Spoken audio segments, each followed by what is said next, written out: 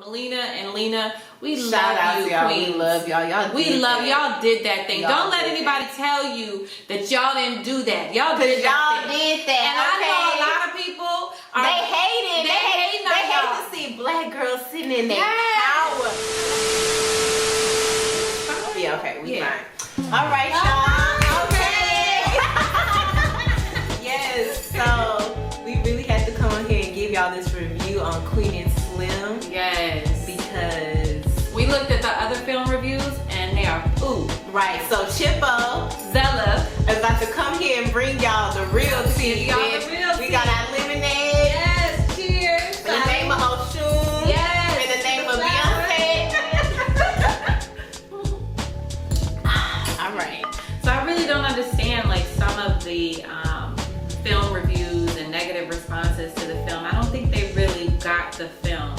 And both of us live in New Orleans, and we wanted to make sure that you all got the whole picture, the whole tea, the full glass of lemonade. So let's go. Let's go. Now we gotta flag this car down. Oh, they black. That ain't always a good thing. Foreshadowing. Foreshadow, okay? What was to come? You know, what was to come? Basically, in the situation, the cop shot her, and that's when he reacted. No, yes, that's it. And they was on the run, Bonnie and Clyde. Bonnie and Clyde, baby. You were on the road. But I just want to state that there was still that tension in the car, and that's what he said. We're stuck together. You can't go nowhere. You can't go nowhere. You can't go nowhere. We're in this together. So they're innocent together. Can we just talk about for a second, just about the interesting, you know, how, because there was so many subliminal messages and so many, like, you know, just traces and threads that rooted back to slavery, back to African American history, but it was the reverse. Here, this happened in the north, but yet they're going down south. If you think about, like, you know, I mean, like, we were on the slave boat, in the bottom of the slave boat together, you know, and in a lot of instances we were there together and we had no choice but to be together, and we had to work it out, you know. Okay, fast forward, the next chapter.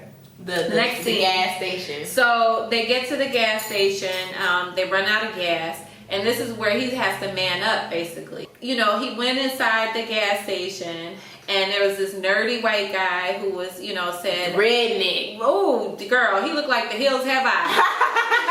Like, ooh.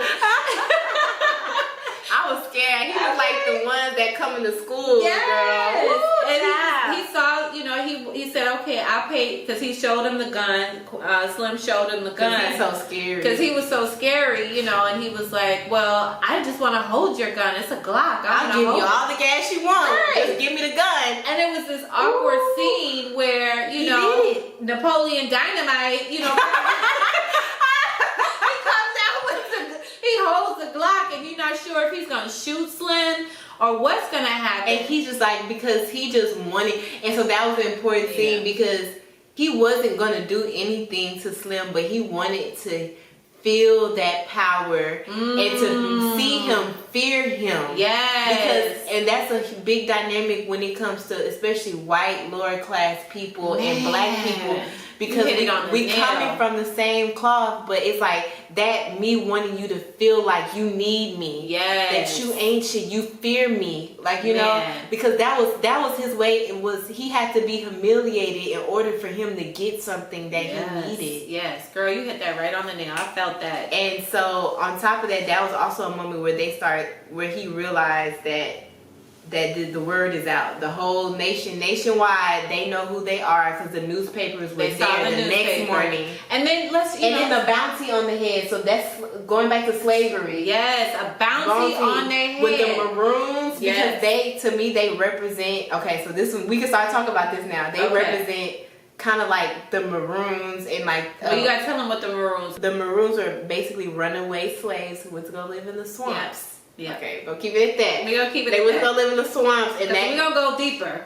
They created their own like nation and territories in these swamps, and they were just like living as free people because they weren't with the BS, and that's essentially what they were, because they could have complied and either both got killed or both went to jail. Yeah. But in those moments, they were like, we are not putting up with this shit. Yeah. Neither one of them, they were like, we are not putting up with it. Because they're never going to get a fair trial. And even like seeing how their faces was on the newspaper, it just reminds you of like when they would put bounties out on runaway slaves. Absolutely. If you look at some of those runaway slave ads back then, you know, I mean, they would like describe runaway slaves down to the detail. Like, you know, we all know that imagery and where that comes from. So at this point, they made it to they started in Treme. Yeah. They made it to Claiborne. They was playing the salon song. Yes. Say, come on, shout out Shalon. You know, that's a song. Now they dropped a pretty penny for that one. Okay, they're like, come on, friend. I'm like, Come on now, friend. Exactly. So yeah, I mean, and when it was like that moment when they got to New Orleans, like it clicked for me. Yes. Because and even they probably don't know this, which is so crazy. Because this is a very interesting fact about maroons, runaway slaves in New Orleans, is that that first scene, like they were showing the whole landscape of New Orleans, but specifically on that strip of like Claiborne, they're showing that area. And also I think Asada was saying that was like by her house, right? Which is Claiborne on right, Claiborne and Treme, which is crazy. This is where it gets even deeper, because as a runaway slave, when you made it to freedom was when you crossed the other side of Claiborne Bridge. The other side of Claiborne Bridge was swamp territory. Yes. And we also have to remember, let me just put this point in, that, you know, a lot of times, a lot of the stories that have been told, they focus on runaway slaves who went up north and made it to Canada. No, we were here. No, it was more people in the swamps and hiding out than there were that those who made it up north. So there was a woman, there's a book out there by Sylvia Duff, Dr. Sylvia Duff, and she said there was a black woman who had a 3-bedroom apartment 6 feet underground, and she was hiding there with her 4 kids. Okay, so don't get it twisted. And those stories are like not like, which I'm so excited for this moment in time, because finally our stories are starting to come out. I mean, we need more, you know, black creatives to tell these stories, because it's imperative that we don't allow it to just go to the grave. Right, and so that was a very important connection for me, because I was already seeing those correlations with like them coming to New Orleans, and even like, because there was a point I was going to make about the maroons like being in swamp, like living in swamp territories. Because the reason why after Claiborne and in those swamp territories were like where you were free is because white people did not know how to navigate in the swamps. They didn't know how to survive in the swamps. No, they had to be taught. Right. The poorer whites eventually, you know, they were taught how to navigate in the swamps from Native Americans and African Americans. But before that, they didn't know. And which is funny, because their uncle's house was that, because their uncle knew. Because he been around the block before. He knew how to deal with them cops. He was a maroon. Okay. He was a 21st He was a century chief. maroon. He was a big chief. Okay. He was a big chief. What's his name? What's the other Earl? Earl. Big Chief Earl. Coming from Honane. Honane. Yes. Okay. And when Uncle Earl opened up the door, I was like, and I was glad to see that actor, because I did not see him I haven't seen him in a long time. And he's a great actor. He is. And I will say this, because that New Orleans accent was still terrible, but it was better than any I've seen thus far. Let's just put this out there. Like, it's so many people who try to get a New Orleans accent. If you're not a native, then just don't try it. Don't try it. Please don't, because it just makes you look stupid, and then, you know, you get talked about in New Orleans. So it's just best not to. And everybody don't have that accent, so actors and people, directors and writers, just let them speak in a regular Southern accent. Right. Because that's all it has to be. Because you know, and it breaks my heart every time I see the Popeyes lady. You know, I'm like, where is she y'all from? not hiring New Orleans Alabama? actresses and Right. actors? Can you please hire Miss Linda Green and y'all can be Yeah, come on, Linda Green. Well, let's go back to Uncle Earl first. Okay, so about Uncle Earl. So since we want to talk about deities, because one of the other things that I saw in and we're talking Uncle about Earl, African, West African, Yoruba deities. Yes, and Uncle Earl was Eshu. Okay, so he represents like the darker, kind of like that darker energy, because Eshu was elect by a son. Yes. And he was like the one that was into alcohol, drinking, drugs, yes. and he dwelled in the darker end of things. But Earl. people pass up Eshu, yeah. But because he understands the underground world and the dark world, yeah. He's very important lesson to like all the deities, because yes. He can show you like as being the trickster, like can show you like yep. This is how you do it, and like that Eshu energy was able to save them. Absolutely, it because saved them. If they would have gone to anybody else that was like, follow the rules or whatever, they wouldn't have survived those 6 days that they were alive. No. The fact is, everybody needs an Uncle Earl. Well, yes, and that was beautiful, and it was also good to see India in the film, but I will make a critique about this. Okay. Because just for her career, specifically, India, and I know she probably took the role only because she really loved the film and wanted to work with these ladies, but she's yet again playing a prostitute.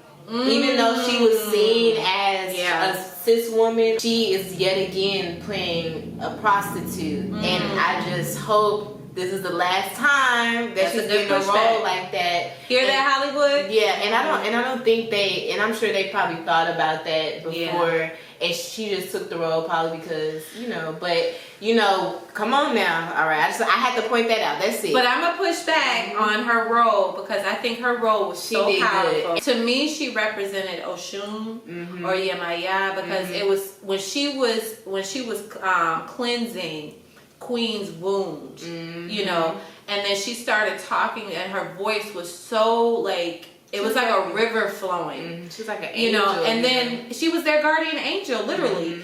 And then when she pulled, took her hair out and gave her the rationale, and even talked to Uncle Earl to get him to support his niece, which is his niece, his blood niece. And that also then a moment when when Queen said, you owe me. That was like, okay, well, what does she owe? What does he owe to her? And everybody in the movie theater was thinking to themselves like, okay, what do they owe? But I think that India, she played such an important role. But, okay, let's go to that scene when they got to the mechanic shop. Some people were like, criticizing the fact that, they even put that scene in there with the little boy. But, I felt that the scene was needed because, first of all, young people are impressionable, and he wanted something to believe in it because his daddy was a punk. Well, I'm just going to put it like that. Because his dad, remember his dad, when they came to the to drop off the car, he was already opinionated. Sometimes black folks are even our worst enemies, and we'll be super judgmental towards each other without even necessarily understanding the breadth of everything that happened. So for me, what I saw because in New Orleans we have something called the end of the world, and it's like you could see it's right by Mississippi River, and the Mississippi River has so many spiritual meanings. I mean, and for them to sit there in front of Oshun, at the end of the world with this little boy, to me, who represented Elegua, and his innocence and who he was, and just wanting to look up to something and guiding them and leading them to this river was really powerful. Some of the references, because there was a lot of historical and in film. Yes, I mean there was a lot of correlation, and we just wanted to touch on to make sure that for the film geeks out there, for those who understand history, and those who also live in New Orleans, like and those who understand spirit. Yes, spirituality is very important because key to this whole story. Just a few references, when they came to New Orleans, I feel like that was so integral to telling this story because New Orleans has a history of, a lot of the South in general, but New Orleans has a really deep history. Yes. And the fact that the 1811 slave revolt happened here, the largest slave insurrection in the history. I mean, this, a lot of people know Nat Turner. This was a port city. A lot of people know Nat Turner, but the majority of Americans do not know the history of the 1811 slave revolt. And, just knowing that history and understanding that there were over 500 enslaved people who revolted, and literally tried to make their way to New Orleans, and it was that one person who ratted them out. Because a black rat is worse than a white supremacist, because black people are powerful. Yes. And when that power is used in a negative way, it could destroy the whole. Because skin folk ain't always kinfolk. It sure ain't. No. And that is an important correlation with the Haitian Revolution, because that is why the Haitian Revolution was so successful. Yes. Because they sought that out. They knew dealing with the white people was the easy part. Yeah. But dealing with the disloyal black people, they had to go. They had to go. Yeah. And that's why that was successful. And it's that's something about within us that is hard for us to face. Yeah. And in this film, it was very evident, because it's, as communal as black people can be, there's still that thing of looking out for ourselves that stems from slavery. Yeah. And even honestly, it stems beyond slavery. It really does. And I mean, right here in New Orleans, in the 1900s, y'all look up Robert Charles. The story of Robert Charles. I mean, he literally killed two police officers, two white police officers, and there was a whole mob. He hid out for 5-6 days, and then there was a whole mob that came after him because somebody tricked on him, and there was a whole mob that came after him, and they dragged his body all throughout the streets. And they Jelly Roll Morton, the famous jazz musician, wrote a song about him, and he was too afraid to sing that song in fear of how what happened to him. But he was a legend here in New Orleans. So all of these stories, it's not something oh, this is a new story where there were people that were running away from oppressive people who tried to abuse them and stood up for themselves. These dynamics are still happening, and it's just a sad reality of how we also sell ourselves short, because even as that character that ratted them out, it was just kind of he did all that for money. Man, and that slave mentality. For a few, their lives and them going to jail was really worth what was it, $500,000? You know what I'm saying? Yeah. You did that for that, and it just shows unfortunately the mentalities that we have that we're still faced with. And I mean, we also wanted to get into some of the films, black films that we saw. A lot of people mention Love Jones, and they mention Belly a lot. They mention Belly a lot, but there's some other films out there that are older that they're just so connected to this film. I mean, the first one would be Black Orpheus. That last scene, Orfeo Negro. If you love black film and you haven't seen Black Orpheus, you missing out. You missing out. And that last scene, which we'll talk about in a minute. No, let's talk about it. Okay, let's talk about it. That last scene when they were shot up, and and he carried her body. And then, her body was laid on top of his. That was classic Black Orpheus. When Black Orfeo picked up Marpesa Dawn's body and carried her up the mountain, the favela mountains. And then here comes Mita, another one who a traitor, and she threw the rock at Orpheus. And then they tumbled down the hill and land on top of this beautiful palm tree. Because it was and so that part of Orfeo Negro was perfect to this scene, because like I said, but leading up to them dying, they spent their last moments and last nights together where they were kind of enjoying their ride to Florida, and in the hopes of going to Cuba, and just really letting themselves down and letting their spirits be free. And it was in that moment when they realized that they were set up and they were in face with what they've been running from. They realized we were put on this earth, we did what we had to do, and they set themselves free in that moment. And that's why, and she said, I will hold your hand. I was oh, and he carried, he lifted her body up, because he was y'all aren't gonna disrespect her body here today. No, y'all are she not. Is a queen. She is a queen. Slim lifted with his little short self. He lifted. he lifted her ass up, and I was like, you know what? You know, I saw an interview with Lena Waithe, and she was talking about that they knew that they wanted, you know, that they were going to die, you know, and that was going to be purposely written in the film. But I wonder why, because, you know, I'm kind of like, well, at what point are we going to have films where we get away? You know, I know it's you know, the numbers sometimes aren't there, and it's, you know, and the freedom fighters have been fighting for so long, and only a very minuscule amount get away. But I would have loved, you know, and as a viewer, I felt like us in the audience, like I saw them in Cuba. Yeah, you know what I mean? But we have to be realistic, because that's what I want to bring up about Asad Shakur, because she mirrors this situation. But there's a lot of reasons why I knew they had to die, because at the end of the day, and I'm glad that they did that, because I'm like, let's be in reality. Like, let's be real. Because this is what would happen. But I think their journey onto them dying and their death was very important and very, like, a spiritual thing. And, for example, Asada escaping to Cuba was very rare, because also these people weren't, not saying you have to be spiritual to make it, but they weren't very spiritually developed as to where Asada was working with spirit, baby. That's how she got out of them prison. The Haitian Revolution, too. Working with spirit. You know what I'm saying? You gotta be in the know to be on the way. Yes. Okay. That oh my God, I could do what you do.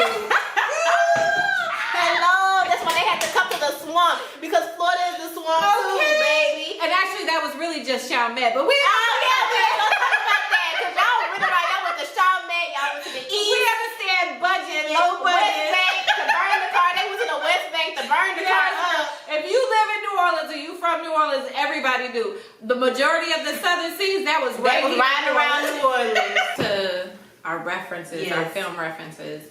You know, once again, like a lot of people, you know, made references to Love Jones. Which I don't see that. I don't see that either. Just because it was a romance, you know, just because it was a black. But it wasn't even a. It wasn't even a romance, but go ahead. But you know, I mean, it was so many other. There's so many other black films, and I mean, I feel like a lot of the film reviewers, no shade to them, but you know, I don't think they like love black films like we do. No, you know? They don't. And like if you go back, it was so many references, like we said before, like to Black Orpheus. What's that other film? Sweet Back Then. Early Me. Yes. Because that was like, I mean, which is a crazy film for its time, because it was different with the blaxploitation films, because it was actually addressing like police violence and how like it can happen to anybody, about the young boy who was like also be this big basketball player. He was kind of like the champion of his neighborhood, and how he was like affected innocently by police brutality. Same thing with Slim. I mean, he followed all the rules, went to church, you know, came from probably a 2-parent home, you know, and was still trying to follow the rules, but. You know, I mean, Queen just kept it real with him. You can't run from it. You can't run from it. I don't think that I've seen also a film that showed two dark-skinned, melanated black folks in love. And when they were dancing and that eye contact. Seeing them be sexual too. Yes. Okay, that has actually, I don't even think that's happening in a mainstream film ever. Where two black people who were actually like each other's actual romantic interest and being sexual with each other. Like it's never.